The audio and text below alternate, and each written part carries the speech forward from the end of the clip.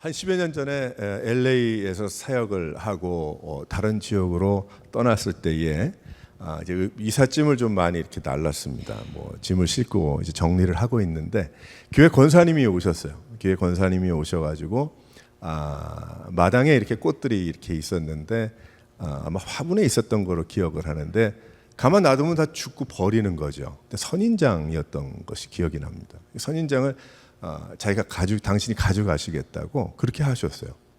근데 그렇게 가져가신 후에 다른 연락도 가끔 취하기는 했지만은 1년에 몇 번씩 그 꽃이 필 때마다 그 꽃을 사진을 찍어 가지고 제 아내 전화로 보내주시는 거예요. 그래서 지금 목사님 댁에서 주신 귀한 이 꽃이 또 꽃을 폈다.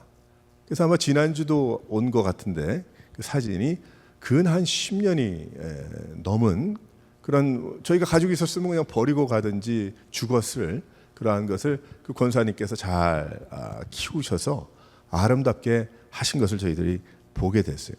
그러면서 생각한 것이 무엇이냐면 저것도 기적이다. 어떻게 분명히 죽을 수밖에 없었던 그런 꽃이었는데 어떻게 저렇게 살려놓는가 그런 생각을 하게 됐어요. 우리들의 몸도 마찬가지입니다. 요즘 여기저기 일 열심히 하다 보니까 쑤시고 아플 때가 많이 있잖아요. 50이 넘고 60이 넘고 하면 이제 많이 좀 쑤시는데 저도 이제 한 수년 전에 한번 팔이 너무 아파가지고 고생을 한 적이 있습니다. 그래서 이거 팔을 못 쓰면 어떻게 하는가 그 생각을 하면서 걱정도 했는데 기간이 길어지니까 한 1년 반이라는 시간이 소요됐지만 1년 반이 지난 다음에 그 아픔이 다 사라졌어요. 회복하게 됐어요. 그래서 얼마나 감사했는지 또 예전처럼 이것저것 들 수도 있고 한 그런 일이 생겼습니다. 그냥 시간이 지나서 난 것이 아니고 하나님께서 나의 몸을 그렇게 우리의 육신을 만들어 주셔서 기적의 역사가 일어난 거죠. 기적인 겁니다. 그러니까 세상에서도 이렇게 살아가면서 이제 기적을 경험하는 그런 일들이 우리 주위에 많이 있더라는 거예요. 그런데 이러한 놀라운 일들보다 더 놀라운 것은 예수 그리스도를 통해서 생명을 얻은 기적입니다. 지난주에도 제가 그런 말씀을 나눴지만은 그 기적의 역사를 통해서 인생이 변하고 더욱 변해서 하나님 앞에 갈 때까지 계속해서 더욱 예수를 닮아가는 삶을 살더라. 기적의 역사죠. 나 같은 사람이 예수를 믿는 것도 믿게 된 것도 불러주신 것도 기적인데 더욱더 하나님을 닮아가고자 노력을 하고 또 그러는 가운데 하나님께서 은혜를 주셔서 닮아가게 되더라는 겁니다. 1517년 마틴 루터라는 사람이 95개 조항의 반박문을 교회 정문에다가 비텐베르크 성당에다가 거기다 박아놨어요. 걸어놨어요.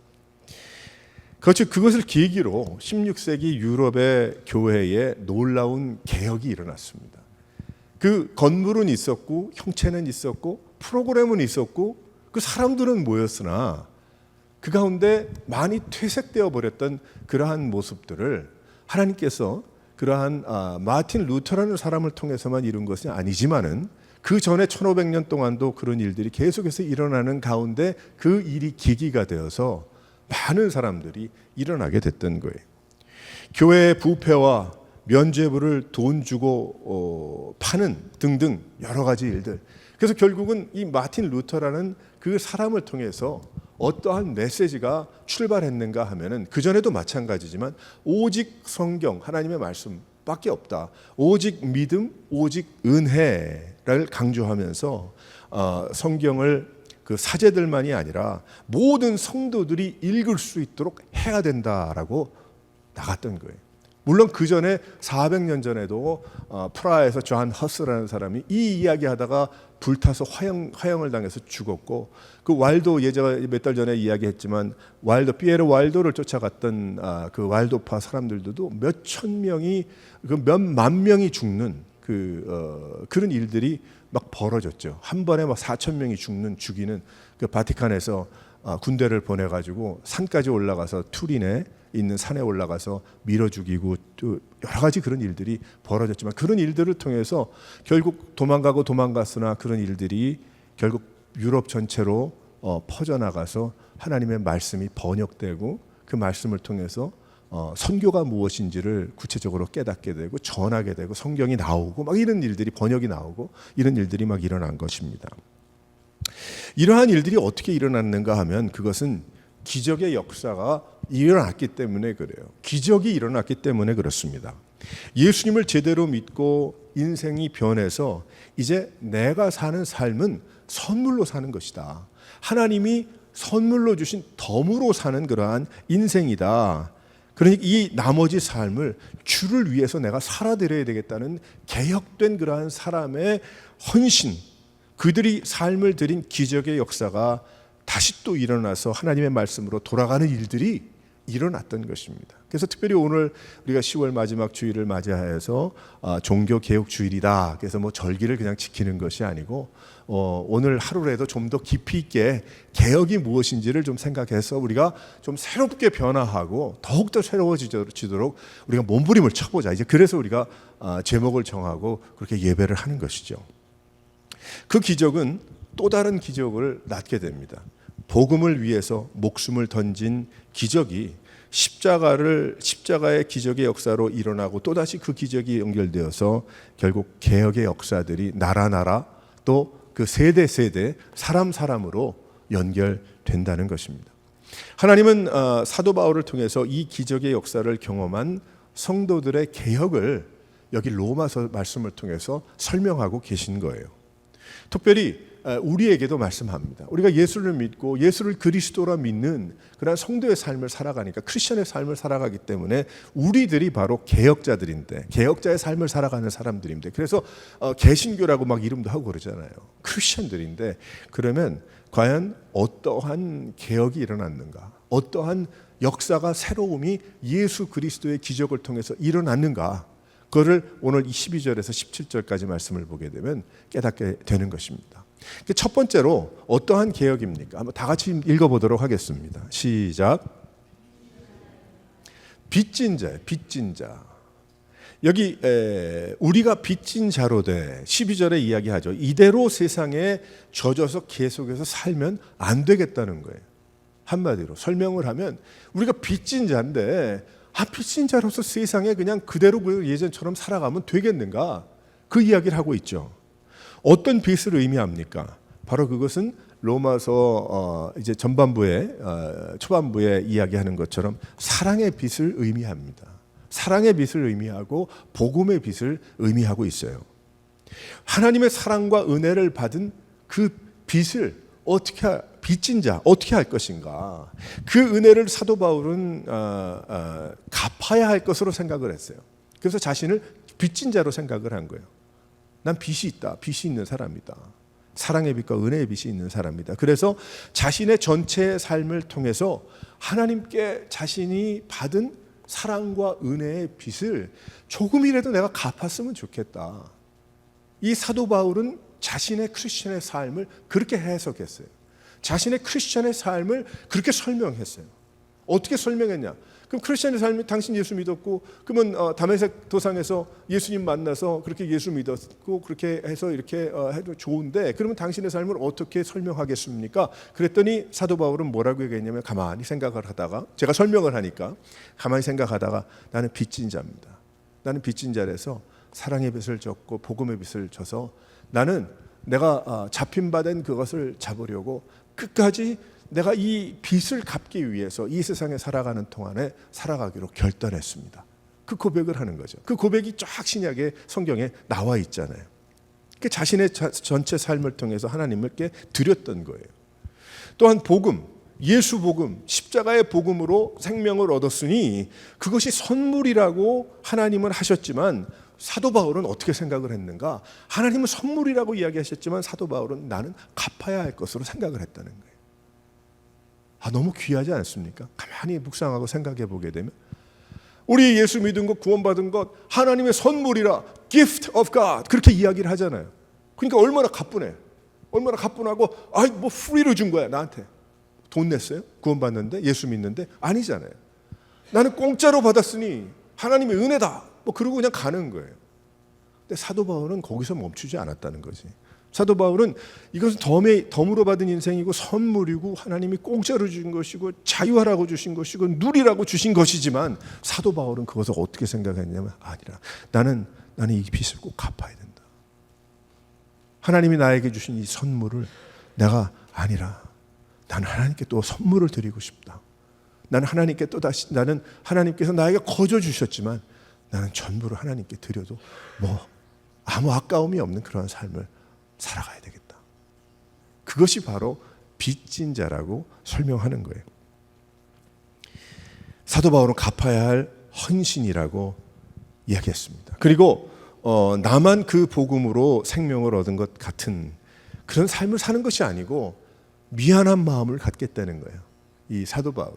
그래서 하나님 앞에 사랑의 은혜에 빚진 하지만 또 한 가지는 무엇이냐면 이 세상 사람들에게 나는 빚을 진 사람입니다. 내가 무엇이 잘나서 내가 무엇 한 것도 없는데 하나님이 나를 불러주셔서 크리스천을 삼아주시고 성도로 삼아주시고 나에게 이런 은혜를 주셨는데 나만 이런 은혜와 사랑과 참 놀라운 축복을 받고 산다는 것이 너무나 참 마음이 무겁습니다. 그래서 나는 실은 내 이웃에게도 빚진 자입니다. 할렐루야. 너무 귀하잖아요. 설명을 하자면. 그래서 이러한 마음으로 세상 사람들에게도 빚진 자의 삶을 살아가겠다는 겁니다. 그러나 만일 자신이 그 사랑을 받을 만하고 또 이 예수 믿는 것 나만을 위한 종교로 여긴다고 한다면 빚진 자의 마음을 가질 수 없죠. 나의 필요에 따라서 내가 기도도 하고 예배할 수 있는 것이고 원치 않고 나 바쁘면 안 할 수도 있는 거예요. 하나님 나에게 복을 내려주신다면 하나님이고 복을 내려주지 못한다면 글쎄 있을까 말까 절 가나 교회 가나 무슨 상관인가 다 차이가 있나 이렇게 생각할 거예요. 별 그런 것이 없을 거예요. 예수 믿는 우리 모두는 기적의 역사를 경험했기 때문에 전부 빚진 자로서 이전과 같이 세상에 살다가 그냥 죽는 것이 아니라 빚진 자가 감당하여야 할 믿음의 분량을 감당하면서 우리가 살아가야 될 줄 믿으시기를 바랍니다. 그래서 우리도 나도 빚진 자다. 나도 하나님 앞에 복음의 빚진 자다. 우리들은 하나님께 받은 은혜의 삶을 갚는 삶을 살아가야 합니다. 빚진 자의 마음으로 살아갈 때 그 삶 안에서 복음이 터져 나오는 거예요. 그 마음에 내가 빚진 자로 돼. 내가 빚을 갚아야 하는 그런 삶을 살아가는 것 같이 하나님 앞에 나아갈 때에 결국 복음이 터져 나오는 것이고 그의 삶을 통해서 성도들과 세상이 섬김을 받게 되는 것입니다. 하나님의 은혜가 차고 넘쳐서 하나님께 쓰임 받을 수 있는 거죠. 그 마음일 때. 그러니까 이 사도 바울이 하나님께 쓰임 받을 만한 성격이나 성품이나 과거를 보게 되면 그럴 만한 위인이 아니었지만 이 사도 바울이 지금까지도 우리에게 하나님께서 사도 바울을 통해서 말씀해 주시는 귀한 그 은혜가 어디에 있는가 하면 바로 사도 바울은 이 빚진 자의 개혁이 일어났기 때문이라는 거예요. 예전엔 그 사람이 뭐가 빚진 사람이에요? 크리스천들이 다 빚진 사람들이지. 그 잡아다가 때리고 죽이고 뭐 해가지고 너 지금 하지 말라는 거 하니까 네가 빚진 것이다. 너 죽음으로 또 매맞음으로 네가 묶임으로 네가 모욕과 그런 고난을 받음으로 네가 페이해라. 그거 아니겠어요 한마디로. 하지만 사도 바울이 예수님을 믿은 후에는 아니라 나는 하나님께 이웃들에게 나는 빚진 사람이다. 그러니까 나의 삶을 불태워 내가 온전히 하나님의 뜻을 이루어 드리겠다. 바로 그것이 쓰임받게 되는 시작이었다는 것입니다. 빚진 자라는 것은 그 갚을 것이 있다는 이야기 아닙니까? 그래서 갚을 것이 있는 성도가 신앙생활을 할 때에 그러면 어떤 삶이 될까? 하나님 앞에 내가 빚진 자의 삶, 빚진 자라는 그 의식이 내가 있다면 그 빚진 자의 개혁이 일어났다고 한다면 그럼 어떻게 살아야 될까? 저는 이렇게 생각해 봤어요. 개인적으로는 겸손해지겠죠. 난 빚진 자 아니에요. 하나님 앞에. 하나님 나 이거 원하고 저거 원하고 나 이런 회복과 저런 축복과 뭐 이런 거 원합니다. 내가 요구를 못하는 거야 하나님 앞에. 왜? 난 하나님 앞에 빚을 갚아야 되는 인생이니까. 빚진 자라니까. 그러니 내가 하나님께 갚아드려야지 하나님께 받겠어요. 그러니까 지금 받은 것으로도 충분하고 너무 감사해서 겸손하게 되고요. 하나님 앞에 무릎을 꿇게 되고요. 하나님 앞에 늘 물어가는 조심스러운 인생이 되는 것입니다. 내가 빚진 자의 마음을 가진 개인이라면. 또한 우리가 빚진 자의 마음을 가진 교회라고 한다면 섬김이 일어나겠죠. 왜? 나는 빚을 졌으니까. 옆에 있는 형제와 자매에게도 난 빚을 졌어요. 그렇게 생각을 해. 내가 하나님의 뜻이 세상을 사랑하고 이웃을 사랑하고 주님의 교회를 사랑하고 내가 더 사랑해야 되겠다. 내가 더 존중하고 섬겨야 되겠다. 섬김이 일어나고 봉사가 막 나타나고 기도하게 되겠죠. 서로를 위해서, 저 형제와 자매를 위해서, 교회를 위해서 기도하게 되겠죠. 내가 기도라도 해야 되겠다. 뭐 그런 얘기 종종 하잖아요. 무슨 일이 있을 때 내가 다른 거는 못해도 내가 형제님 위해서 기도하겠습니다. 뭐 그게 제일 값이 싸서 그렇게 하는 거예요? 그건 아니죠. 그 마음이 빚진 자의 마음인 거예요. 세상을 향해서도 어떻게 하게 됩니까? 빚진 사람이라면 복음을 전해야 되겠다는 그 마음이 들겠죠. 왜 그런가? 내가 빚을 졌으니까 복음을 나누어야 되겠다. 또 세상을 섬겨야 되겠다. 내가 나누어야 되겠다. 또 하나님께서 주신 귀한 그 능력과 은혜를 내가 선한 영향력을 전해줘야 되겠다. 나누어줘야 되겠다. 그런 마음이 생기게 되는 겁니다. 그러니까 우리는 늘 생각해야 되는 것이 나는 빚을 진 사람이야. 나는 빚을 진 사람. 이걸 어떻게 갚을까? 내가 하나님 앞에. 나는 받기만 하고 난 얻기만 한 사람인데 하나님 이제 나머지 나의 인생을 어떻게 해야 내가 주님 앞에 이 주님께서 주신 은혜와 사랑을 선물로 주신 귀한 이 영원한 생명을 어떻게 하나님 앞에 갚을 수 있겠습니까? 우리가 어떻게 갚겠어요? 하나님께. 뭐 하나님이 달러가 필요하세요? 뭐 재능이 우리의 필요로 하세요? 뭐 사람이 없어서 우리를 뭐 여기저기 갖다 메꿔야 되기 때문에 하나님이 필요하세요? 하나도 필요 없어요. 하나님은 그저 우리가 행복하기를 원하시죠. 하지만 우리의 마음에는 우리가 동양 사람이고 한국 사람이라서 예의가 발라서 그런 것이 아니고 성경으로 돌아가 하나님 앞에 제대로 된 믿음을 가지고 있다고 한다면 내가 어떤 얼굴을 하고 무슨 색깔인지 그 관계없이 내가 어떤 백그라운드를 가지고 어떤 삶을 살아가는지 상관없이 하나님 앞에 빚을 진 그러한 사람들로서 내가 주님 앞에 모든 것을 다하여 갚아드리는 삶을 살겠다. 이런 개인과 교회와 세상을 향한 겸손한 무릎꿇음이 일어나게 되는 것입니다.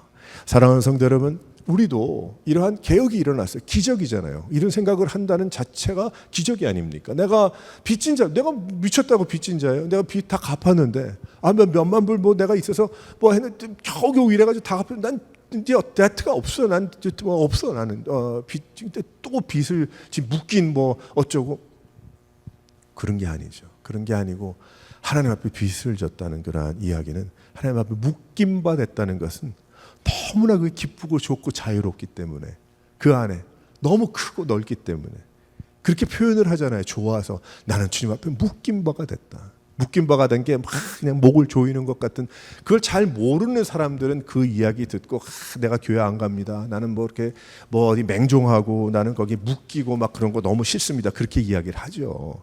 하지만 정말 그렇습니까? 믿음 생활 열심히 하고 은혜 받고 하나님이 부어주시는 은혜를 따라 살다 보면 너무 풍성하잖아요. 너무 넓잖아요. 우리 지붕이 이겁니까? 이 지붕이 없잖아요. 왜? 우주 뭐 얼마나 큰지 모른다면서 그 우주가 다겠어요? 하나님의 나라가 아니잖아요. 얼마나 좋고 얼마나 넓고 얼마나 크고 얼마나 풍성하고 얼마나 귀하고 얼마나 기쁘면 내가 하나님 앞에 말이라도 묶임받은 사람이 나는 하나님의 종입니다. 그렇게 얘기하겠어요. 그거는 목을 조르는 얘기가 아니고 너무 좋아서 얘기하는 거거든. 그 안에 하나님의 나라가 있기 때문에. 그래서 나는 하나님의 servant입니다. 그 안에는 묶임이 아니고 요만한 게 있는 게 아니고 우리가 셀 수 없는 한계를 넘어서는 하나님의 놀라운 은혜가 있는 거예요. 그래서 이 개혁자들이 여기 빚진 자, 사도 바울도 빚진 자라고 이야기한 것은 퍼져 있는 그러한 성도들에게 무겁게 하기 위해서 그런 것이 아니고 더 큰 자유와 더 큰 나라와 하나님의 놀라운 역사와 그 능력과 은혜를 누리라고. 바로 있으니까 없는 것처럼 살지 말고 그것을 누리라고 이야기하는 것입니다. 사랑하는 성도 여러분, 빚진 자의 삶을 살아가는 여러분들을, 우리 모두를 이 빚진 자로서의 개혁을 일으켜 주신 하나님의 놀라운 은혜를 따라서 이 마음 가지고 살아갈 수 있는 하나님 앞에 갚아드리는 여러분 되시기를 주님의 이름으로 축원합니다. 두 번째로 어떠한 개혁자, 어떤 모습입니까? 다 같이 한번 읽어보겠어요. 시작. 하나님의 자녀가 되었어요. 자녀. 16절에 보면 성령이 친히 우리의 영과 더불어 우리가 하나님의 자녀인지를 증언하나니, 그렇게 이야기하죠. 예수님 믿을 때에 성령 하나님께서 우리들에게 확신을 주시잖아요. 확신을 주시는데 하나님의 자녀라고 이야기하신단 말이에요. 그래서 하나님의 자녀인지를 어떻게 할까요? 내 마음속에 막 여러 가지 생각이 막 일어나. 내 안에 죄가 무엇인지, 죄가 내가 지금 하고 있는 일이 과연 하나님께서 기뻐하시는 일인지 기뻐하시지 않는 일인지, 내 안에 갈등이 막 생기죠. 그리고 결단이 생기고 막 다툼도 막 일어나. 내 마음. 예전에 예수 믿기 이전에는 그런 일들이 별로 없었어요. 그 상관도 없고 내가 뭐 예전에 살던 대로 사람들 살아가는 모습대로 그냥 똑같이 살아가는데 뭐가 그렇게 부딪히겠어요. 그런데 내가 예수님을 믿은 다음에 성령께서 나와 함께 하시니까 좀 창피해. 부끄러워. 어떤 일은 이거 내가 뭐 하게 되겠나, 내가 이거 안 해야 되는데, 이건 뭐 내가 이런 길을 아닌데, 내가 이런 결정을 아닌데, 내가 이런 말을 뭐 아닌데, 뭐 이런 생각이 막 들지요. 그건 무엇입니까? 하나님의 자녀인 것을 성령님께서 우리에게 증언하시는 거예요. 한마디로 그것은 알게 모르게 하나님의 성령께서 인도하고 계시기 때문입니다. 그래서 하나님의 자녀가 되었기 때문에 하나님의 뜻을 알게 되었기 때문에 부딪힘이 생기는 거예요. 그러니까 그것을 어떻게 이야기하냐? 그것이 성화의 과정이에요. 내가 어제보다, 지난주보다 오늘 더 거룩한 모습으로 나가는 그것이 성화가 아니고, 내 안에 계속해서 그런 다툼과 갈등과 이전의 나의 삶 모습과 이런 모습들이 다투면서 내가 계속해서 꺾여져 나가는 것. 내가 계속해서 꺾여져 요만큼 꺾이고 더 꺾이고 더 꺾이고 더 꺾이고 나중에 완전히 다 꺾여버리는, 그것이 성화인 거예요. 성화의 과정인 거예요. 성화 그러니까 이제 뭐 한문에 뭐 아름다운 거룩한 아름다운 삶으로 모습으로 변화해 나가는 설명은 좋지만 실은 아플 수도 있고요, 어려울 수도 있고 힘듭니다. 어렵습니다. 하지만 성령께서 증언하시는 거예요. 하나님의 우리들에게 예수님의 영을 하나님께서 부어주셔서 이제는 그 갈등만을 가지고 살아가는 것이 아니라 양자의 영을 받았다 그래서 양자, 자녀를 삼아주셨다. 우리 설명을 쉽게 하기 위해서 양자라고 한 거예요. 양자라고 하니까 나는 조금 그래도 양자니까 뭐 나는 진짜 자식하고는 좀 다르지 않을까, 이런 뜻에서 이야기한 것이 아니고 전혀 관계없는 인물이었는데 자식이 되었다라는 법적인 그러한 모든 것이 다 자녀와 같은 그것을 설명하는 것이죠. 뭐 조금 못해서 양자가 아니고. 근데 여기에 뭐라고 하냐면 양자의 영을 받았으니 하나님을 아빠, 아버지라고 부르게 되었다는 겁니다. 놀라운 개혁의 역사가 일어나는 거예요. 말씀해 보니까 아빠, 아버지라 부르게 되었다고 이야기하죠. 근데 이 원어 성경에 보게 되니까 아빠, 아버지를 부르게 되었다고 이야기하는 게 아니고 뭐라고 이야기하냐면은 cry라고 이야기를 해요. 운다라는 것이 원어에 나와요. 그러니까 아빠, 아버지라 아빠 됐다는 거예요. 한마디로 아빠, daddy, 뭐 그렇게도 될 수 있어요. 그러면 아버님, 뭐 이것도 될 수 있어요. 하지만 그 정도가 아니라 여기 이야기는 무엇이냐면 하나님을 이제는 아빠, 아버지라고 울 수 있게 됐다는 거예요. 내가 다른 나랑 관계없는 뭐 애가 만약에 물론 그래도 필요한 뭘 뭐 줄 수 있으면 주겠지만은 내 자식이니까 나한테 아빠, 아버지라고 만약에 한다고 그런다면 뭘 못하겠어요. 그렇죠? 애비가 돼가지고 할 수 있는 만큼 다 하겠지. 근데 하나님은 능력에 한이 없는 분이시거든요. 내가 무엇이 가장 좋은지도 다 알고 계시는 분이시거든. 그러니까 내가 아버지 나에게 5만 불만. 근데 그 5만 불을 뭐 하나님이 또 못 주시겠어요? 충분히 주지. 근데 하나님이 이렇게 보시니까 5만 불을 주면 안 되겠어. 그러니까 그래도 줬으면 좋겠는데 마음속에 그럼 안 되겠어. 그럼 하나님이 그때 안 주시는 거지. 나중에 돌아보니까 5만 불보다 더 필요한 만큼 다 채워주셨어요. 다 해결해 주셨어요. 이제 그런 거예요.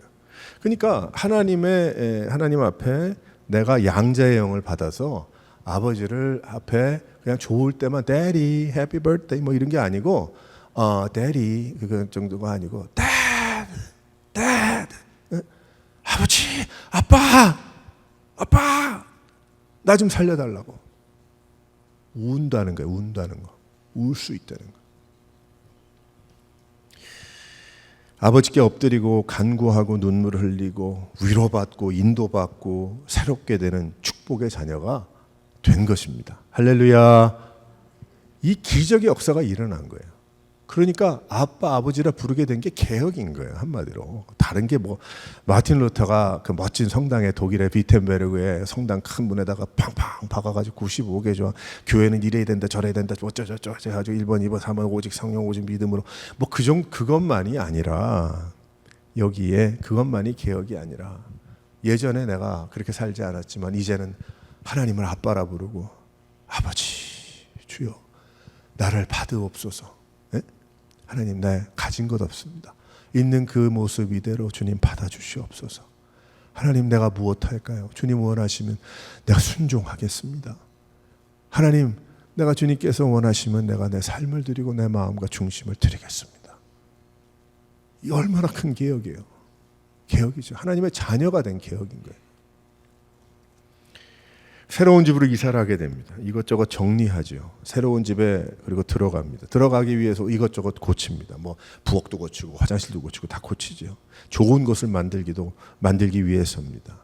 예수님을 믿은 후에 이전의 삶을 정리하고 이제는 하나님을 아버지로 모신 그러한 삶을 살기 위해서 우리의 마음에 우리의 삶에 어떤 부분이 고쳐지고 기경되고 정리되고 우리가 새롭게 돼야 될까요?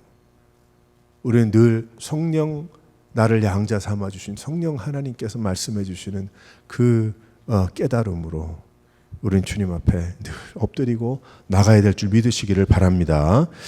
그런데 아직도 아버지가 따로 있지는 않습니까?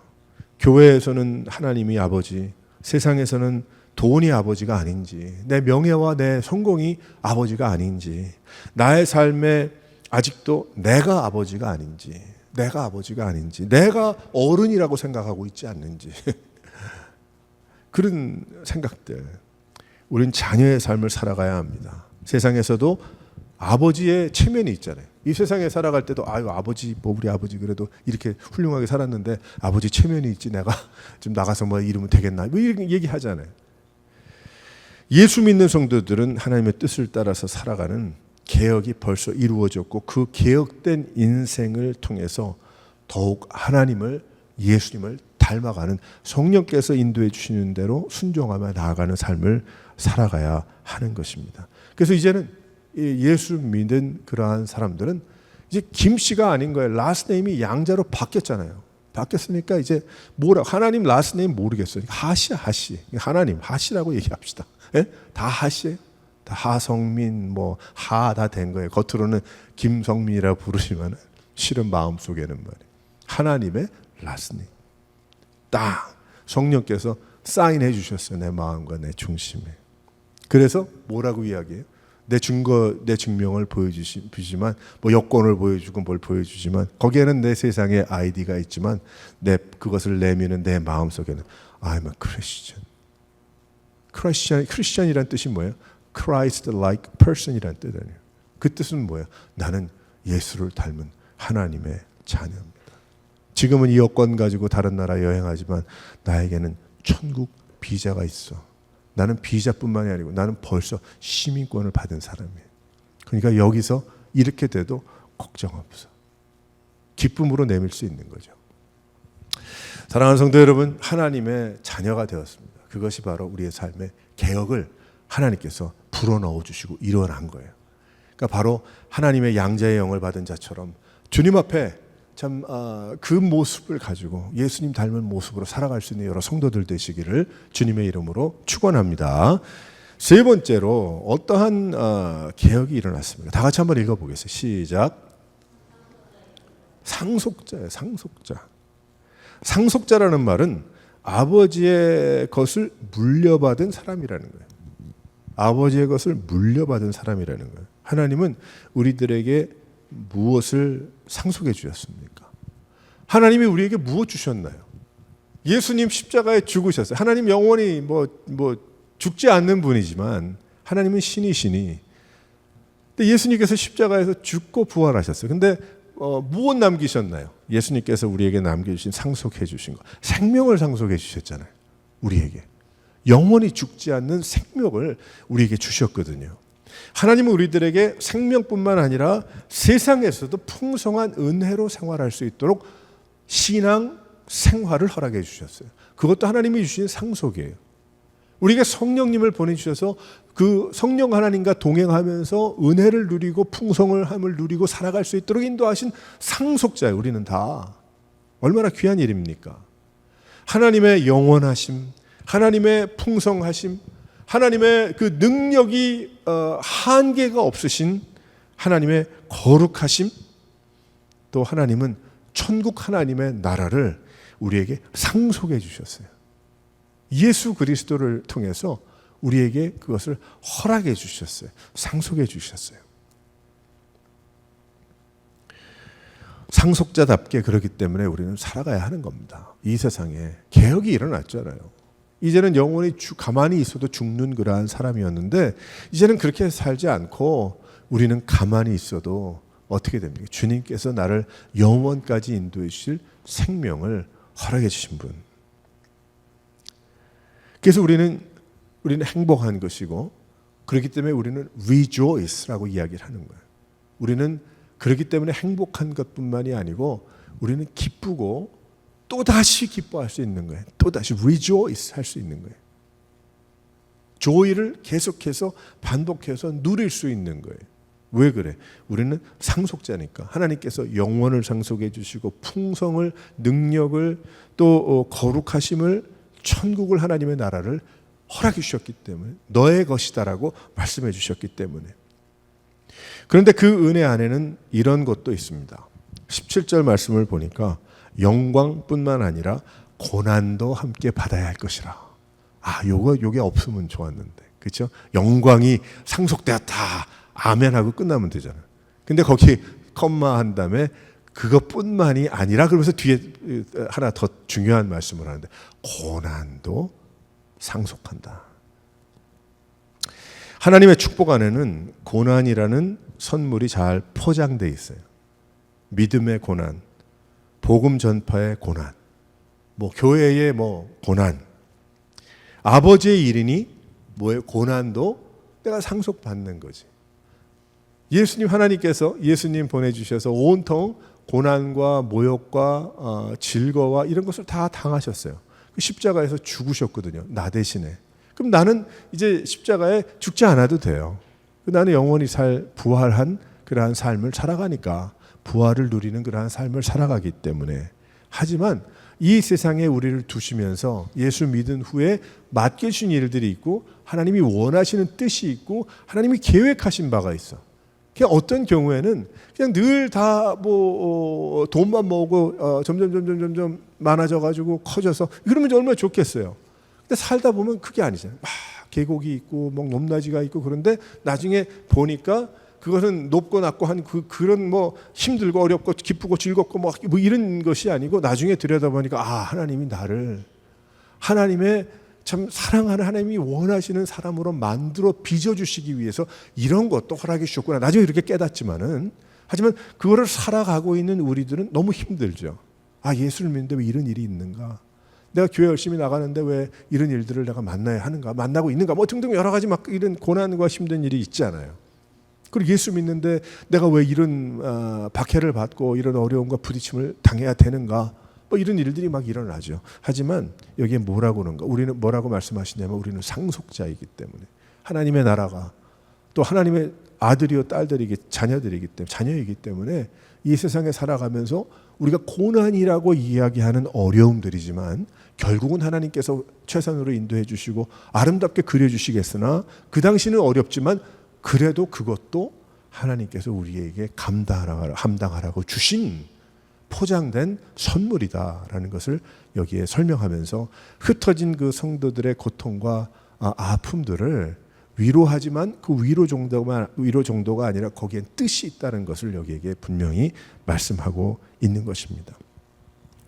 아버지의 일이니 고난도 상속받아 예수님처럼 세상 끝까지 인내의 경주를 해나가는 거예요. 예수님 십자가 다 지고 가셨지만 나머지 내가 지고 가야 그러한 작은 십자가들이 있다라고 그렇게 설명을 하잖아요.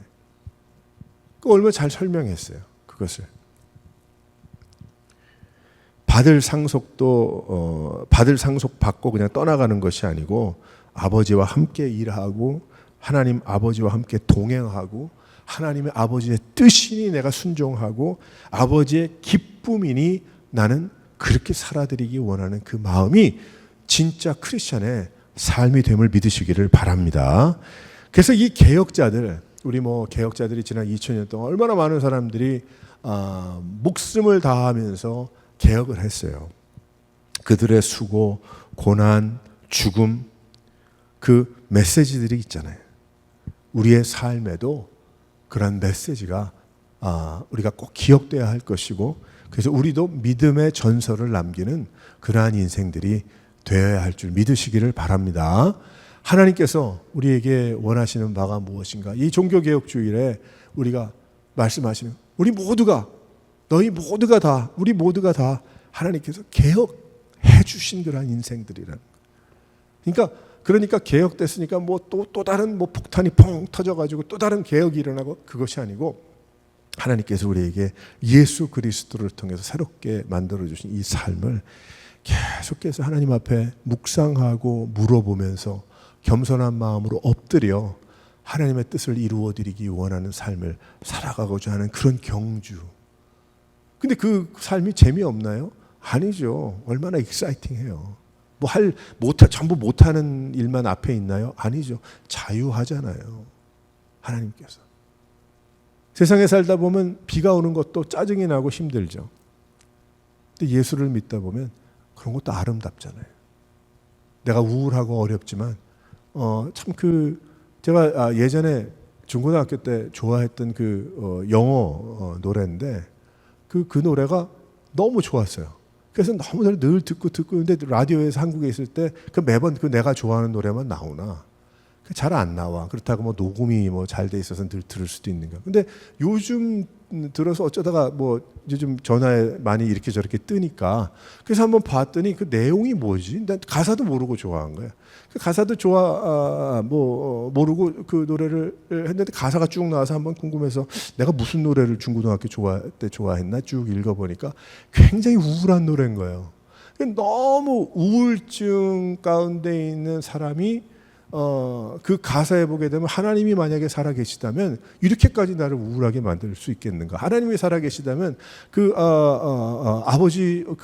아버지 한 남자만 보고 사랑하며 살았던 이 엄마가 아버지 잃고 그 엄마는 65세에 죽고 나는 이제 홀로 남았다. 이런 뜻인데 곡이 너무 좋아. 너무 좋은데 나중에 보니까 우울한 곡이에요.